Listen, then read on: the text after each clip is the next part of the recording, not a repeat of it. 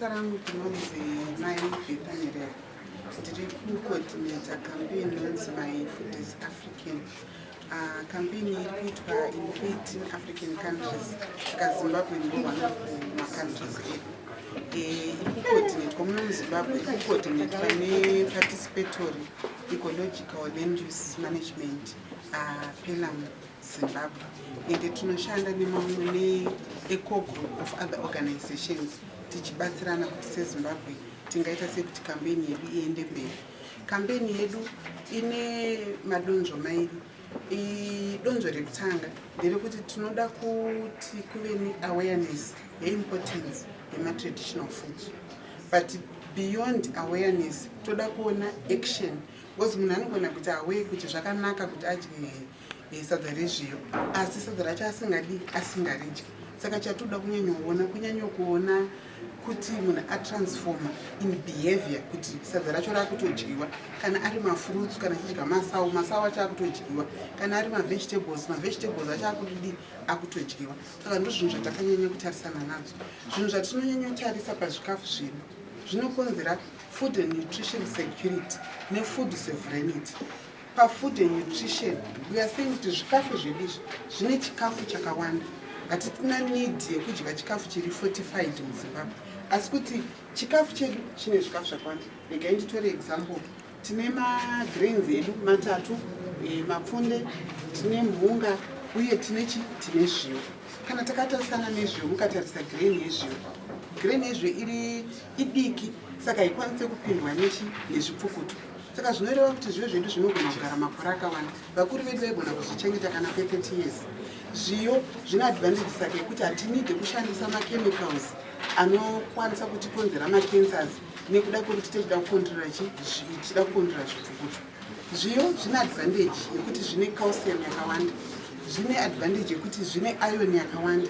Iron tinonyanya kuida pakuti iron inowedzera paropa.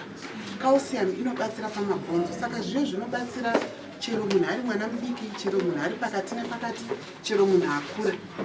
Madzimai anoteera zviyo zvinowedzera ropa. Saka kana munhu achikwanisa kudya porridge makuseni, achikwanisa kudya masadza, zvinenge zvichibatsira pautano. Ndosaka tichinotaura nyaya yenutrition. Kana tichitaura issue food sovereignty, tiri kudya zvikafu zvedu zvinoproducwa nemafamers edu. Saka it means tiri kusapota mafarmers edu tiri in control of our food system. It's like vanhu vanoti the person who controls you is the person who controls your food. So it means kuti kana tichikwanisa kucontrola zvikafu zvedu isusu tichikwanisa kucontrola food system yedu, it means sevanhu tiri kukwanisa kuzvicontrola uye tinenge tine food sovereignty. Hatisi kudya ma-foreign foods. Iko zvinodambudziko rataita ranyanyisa, tane maraisi akawanda ari kubva kune dzimwe nyika. Saka zviri kureva kuti kana tichidya raisi rakawanda, tiri kudya raisi rekune dzimwe nyika, tiri kusapota nyika idzodzo. Orange color. Muora unonzi muora sango nekuti unoita kunge muboora. Saka kune muboora watinodyara wewe, kozoti ushu muboora sango, kune mowa inonzi amaranthus. Saka miriwo yakawanda.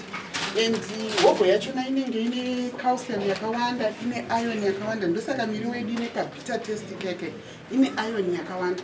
Saka iron iyoyo inotibatsira zvikuru. Saka muchiona sometimes tine problem yema-micronutrients. Because zvikafu zvedu zvatakudya hazvisisina chikafu chakawanda. Ndingati diet yedu it's not as diverse as zvayakanga iri, yatunara. Tikataura mafruits, mwana anongoziva kuti banana, orange, maybe ma-grapes nema-apples. But tine mafruit edu akawanda, tine masawa yanobva kubheseni, tine mauyu, tine nyii, tine tsubvu. Saka zvikafu zvedu zvakawanda. Chatakuda kukurudzira ndechekuti takatarisana kana kuti nemasawu edu. Masawu, because they do well in our region, hatinide ma-chemicals. Saka it means kubheseni uko tinogona kutoti titoita kana kuti miti yakawanda inotokwanisa kuita domesticate, toita miti yakawanda.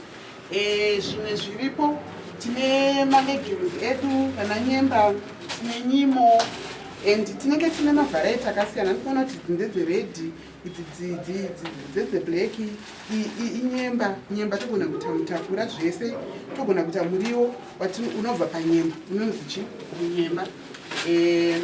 Chimwe chandoda kuemphasiza pamapfunde aya. Mapfunde aya anobva kumbiri. saka isusu tikakwanisa kudya mapfunde togona kumadya tichimabhoilisa sekubika kunge tikudya rice, togona kusa doi, togona kusa mavegetables. Saka kana tikakwanisa kudya izvi tinenge tichidya variety ende tinenge tichipromota chi masmallholder farmers edu